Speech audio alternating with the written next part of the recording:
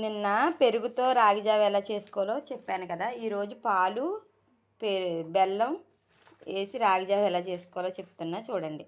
చాలా సింపుల్. మనకి ఎంత జావ కావాలో అంత వాటర్ పెట్టుకోవాలి. టేస్ట్ తగ్గ సాల్ట్ వాటర్లో వేసేసుకోవాలి.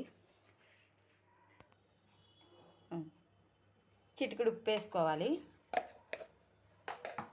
వాటర్ని బాగా బాయిల్ అయ్యే లోపల రాగిపిండి ఇలా ఉండలు లేకుండా కలుపుకోవాలి. బెల్లం కరిగేంత వరకు ఇలా కలుపుకోవాలి.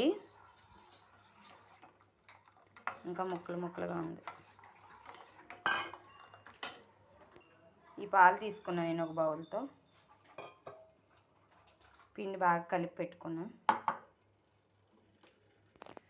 వాటర్ అలా బాయిల్ అయ్యేటప్పుడు ఇప్పుడు పిండి వేసుకోవాలి.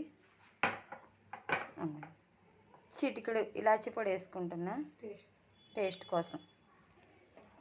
రాగి పిండి పోసేసుకుంటున్నాం. వాటర్ బాయిల్ అవుతుంది కదా, దాన్ని ఉండలు లేకుండా బాగా కలుపుకోవాలి. ఇప్పుడు సిమ్లో పెట్టుకోవాలి ఫ్లేము. అలా ఉడికే వరకు బాగా కలుపుకోవాలి,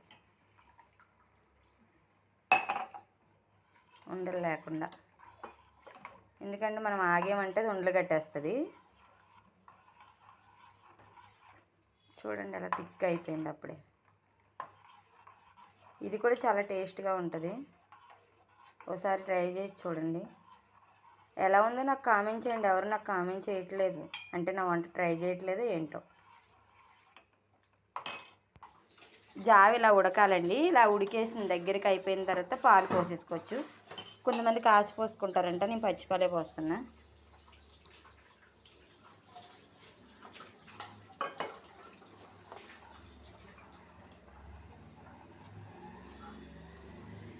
టేస్టీ టేస్టీ రాగి జావ రెడీ బెల్లం పాలతో.